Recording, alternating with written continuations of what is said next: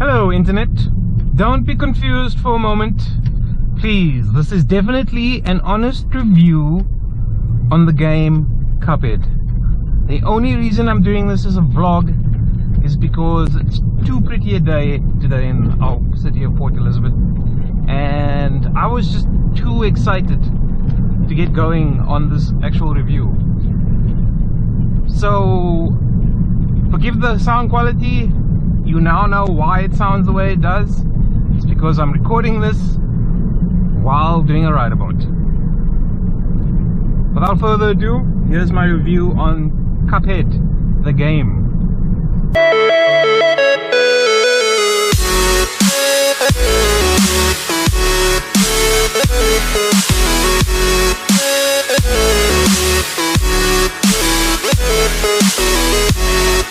Alright MobiKnights, so Cuphead is a run and gun platformer for single player and co-op by the developer studio MDHR.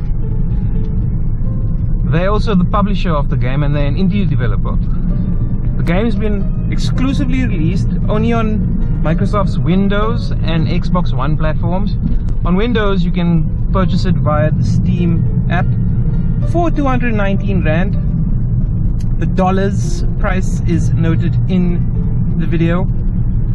So it is an exclusive, and I was a bit bummed about that because I am a PlayStation 4 owner.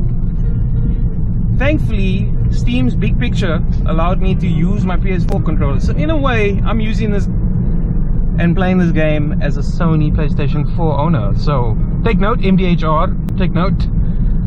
The one thing that stood out for me with regards to this game is the art style and the music. It is very reminiscent of the 1930s style Disney cartoons. But here's a bonus fact for you.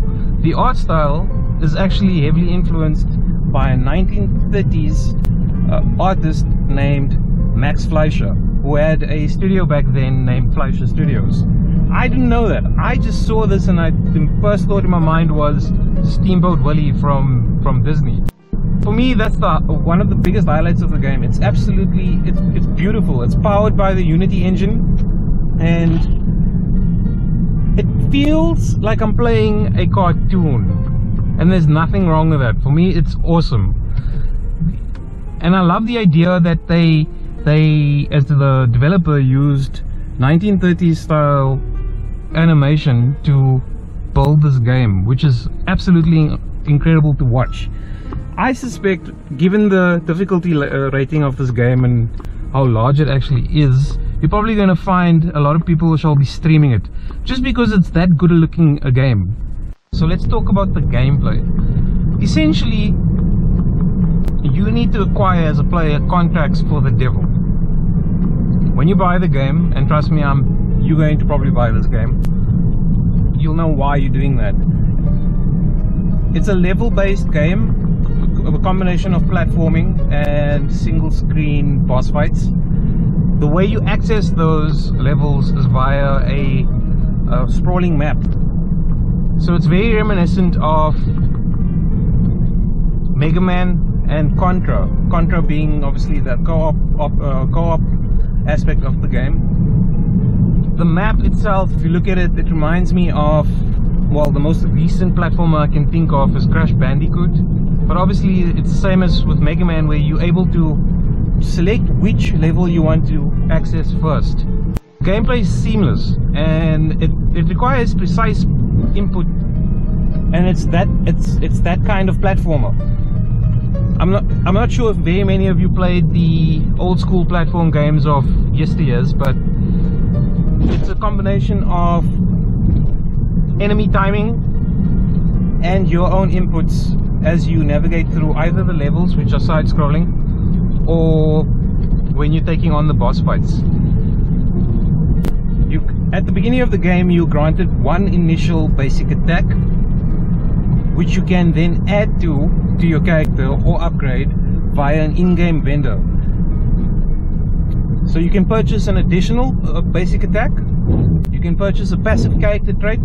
I chose one called a character dash or smoke dash, which means that when you dash, you you're immune to certain attacks, which is for me very important because that's something I picked up from old school games already. Your basic attacks are swappable using the left trigger on the controller, and then there's a super attack for each of your basic attacks. Now what happens is as you kill off enemies or you fire at a boss, you build up a super meter bar at the bottom left of the screen. It looks like a pack of playing cards. So the moment you have one single playing card, you have access to one super of your basic attack. If you build it up completely, you have then an ultimate super or an X super. Sounds very familiar for those of you who might have played or are playing Street Fighter. But with regards to the in-game vendor, you earn in-game currency from completing each of the levels or boss fights. That's obviously determined by either your performance of the level or your acquisition of the actual coins as you progress through the platform sections of the game. What makes this game challenging though is, as with old school games, you're given 3 hit points. As soon as those are finished, you're dead. And that's one thing I need to stress with each and every one of you. You are going to have to get used to dying over and over and over again. The cool thing is you can continuously replay a level. So even if you fail at a particular level, you can just restart and try again. If you feel it's too frustrating and you want to take a break, you can try out one of the other levels. That's what I like about it. So touching on that difficulty thing, just to give you an example, I took on the initial level as I entered into the map, and it took me half an hour before I finally killed off the boss. So what you find is at the level choices where there's only a boss fight, the boss is built up of 3 stages. So there's the initial boss stage, then either the boss changes into something more powerful, or it becomes an entirely different character on its own.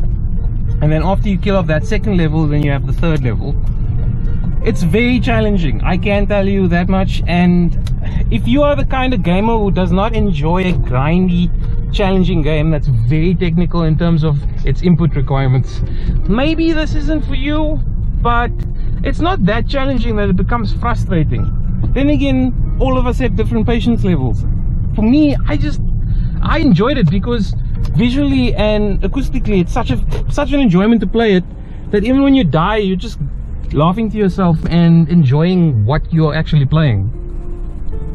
This is actually awesome because I need to tell you, when this game was initially released, or it was initially revealed, it built up a lot of hype because everyone was so enamored with the fact that it looked the way it did, it sounded the way it did. And I think a lot of us just enjoyed the fact that this was a pure side-scrolling shooter. That being said, the game was delayed though, and one might have thought, because we're so used to it now, when games get delayed we think, oh no, that's a bad sign. But in this developer's case, they delayed it because they want to make sure everything is seamless. And guess what? The proof is in the pudding. This game is seamless, it's enjoyable, it's a lot of fun. Ultimately, my question is this game actually worth buying? Frankly speaking, given the price tag, it's cheaper than most AAA games. Well, hell, it's cheaper than a lot of indie games as well. It's cheaper than a lot of early access games, and it feels like a complete AAA game. And it only takes up 2 gigs of space on your hard drive. It's a lot of fun. I personally am going to continue playing it. I just want to get home and play it. That's my review. Thank you so much for watching. If you did enjoy it, please do give a like. If you haven't subscribed yet, please do subscribe, and ensure that you select that notification bell so that in the future when I do upload videos, you will receive a notification immediately. I try to consistently upload once a week, maybe 2 or 3 videos at a time, so that at least there's something for each of you guys. As always, please do comment in the comment section below. Connect with me on my social platforms. Links are in the description below.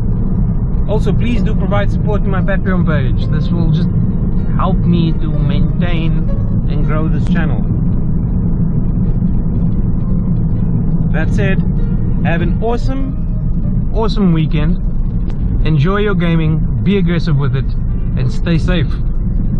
Well, Cuphead and his pal Bugman, they like to roll the dice. By chance they came on Devil's Game, and gosh, they paid the price.